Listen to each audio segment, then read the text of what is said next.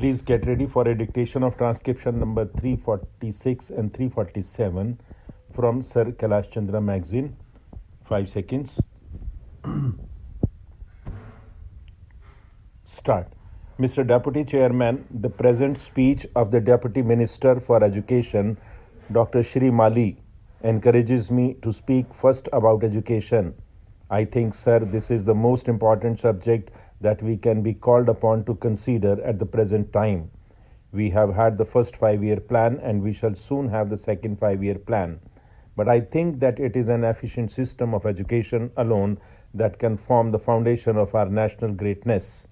If our educational system weakens and our schools and colleges become inefficient, even 100 5-year plans will never be able to provide the country with that human material that it needs for carrying out its schemes and for taking the country to the stage of development which the more advanced countries expect to reach in a few years.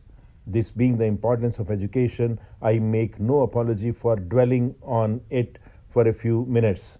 Sir, I should first like to say that it is a matter of concern to us that although the University Grants Commission Act was passed about 2 months ago, it has not yet been brought into force. This is due, I suppose, to the fact that the Education Ministry has not yet been able to either to appoint anybody as the chairman of the commission or to select its members. I know, sir, that as the new act has not come into force, the commission, as it was before the act was passed, can continue its work. But the Education Ministry ought to realize and understand the psychological effect of the passing of the new act. The Commission appointed a number of committees which have not yet completed their work. In theory, it is quite correct to say that these committees can continue to work as they were doing before, but the members of the committees who are members of the Commission feel some awkwardness in engaging themselves in new activities because they may cease in a short time to be members of the Commission. I hope, therefore, sir, that in view of the good work that the Commission was doing and the powerful influence that it can exercise over the growth and development of university education, government will take early steps to appoint a chairman and to select the personnel of the Commission who should be very eminent educationists. While speaking on university education, I should like to draw the attention to another matter which is of the profoundest importance to the country. According to the Constitution, English is to be the language of administration for 15 years. What the linguistic policy of the Government of India will be in future will depend, I suppose, in part on the recommendations of the Language Commission. But whatever the recommendations of this commission may be, it is clear that at the present time it is necessary in the interest of advanced education, that in the interest of the scientific and technical development of the country, that those young persons who go on our colleges and universities should have a good knowledge of one of the most important foreign languages, so that they may be in touch with the latest researches and the latest developments of thought.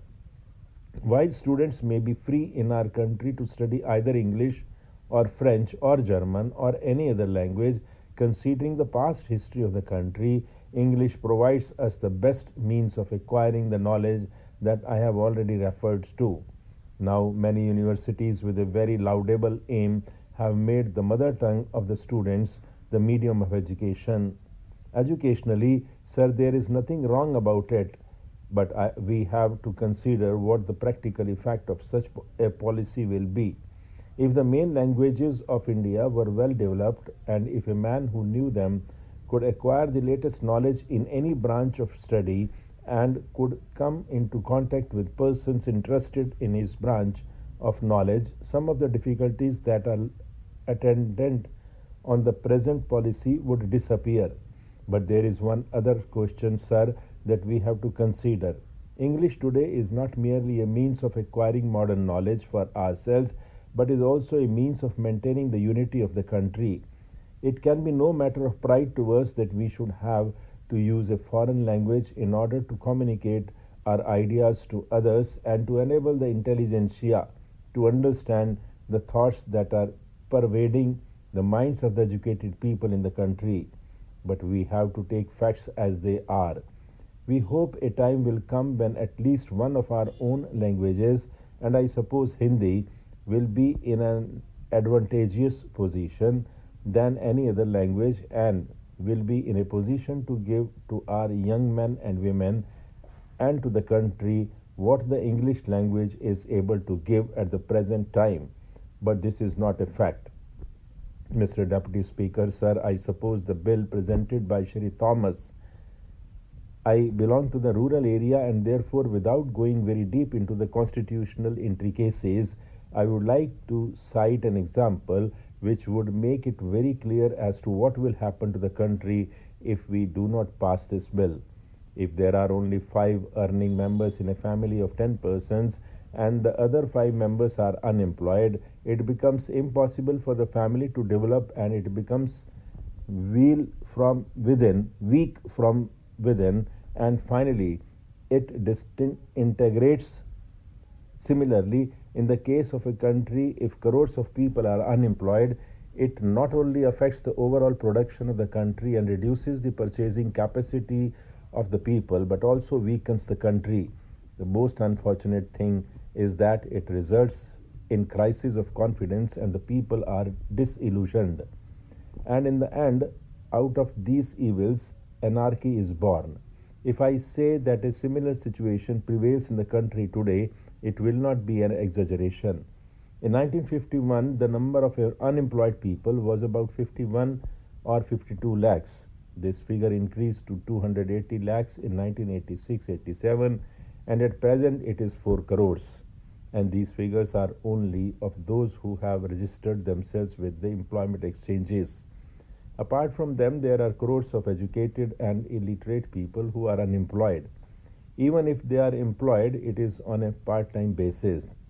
And if they are engaged on full-time job, they are underemployed, as a result of which considerable amount of labor potential is being wasted, and consequently our country is being weakened from within. We may have a shining exterior, but the country is decaying from within. This is because only a handful of people have reaped the benefits of the 5-year plans, and the rest of the crores of people have been deprived of it. The fruits of independence have not reached the Harijans and other weaker sections of the society. Even after 40 years of independence, there is an extraordinary gap between the rich and the poor in this country. We have on the one hand a handful of people enjoying unlimited pleasures, and on the other there are crores of people leading a life of poverty and deprivation. The benefits of development have not reached them, and as a result of which, even after 40 years of independence, 42% of the people are living below the poverty line. The government may define poverty line as it wishes, but the real meaning is one who is not able to afford 2 square meals a day when one is hungry, and this can be felt and understood if one has a close look at the people living below the poverty line. It means not being able to afford medicines or medical aid. Living below poverty line means to be born under the open sky and to die like a worm.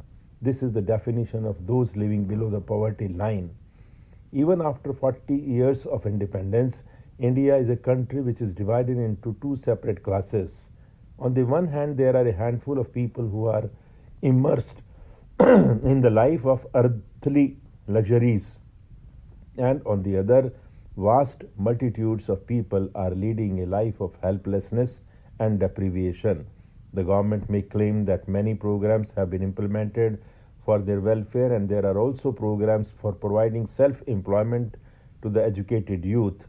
If all these programs are evaluated, the conclusion is that the funds allotted for them are not utilized properly.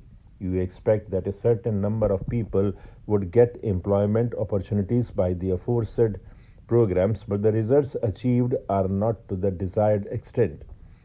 The funds are pocketed by those who are responsible for their implementation, and the real beneficiaries are thus deprived of those funds. The schemes are not benefiting the poor people.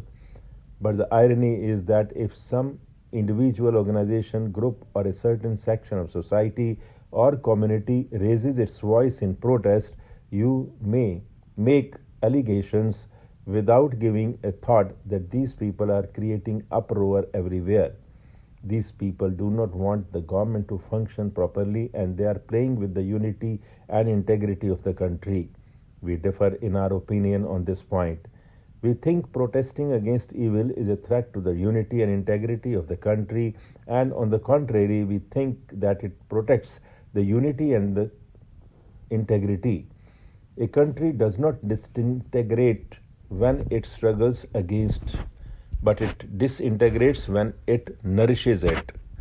Hence, if evil is protected and nourished, it will certainly increase poverty and helplessness of the people, and they will never be able to overcome their impoverishment and they will be disillusioned. Stop.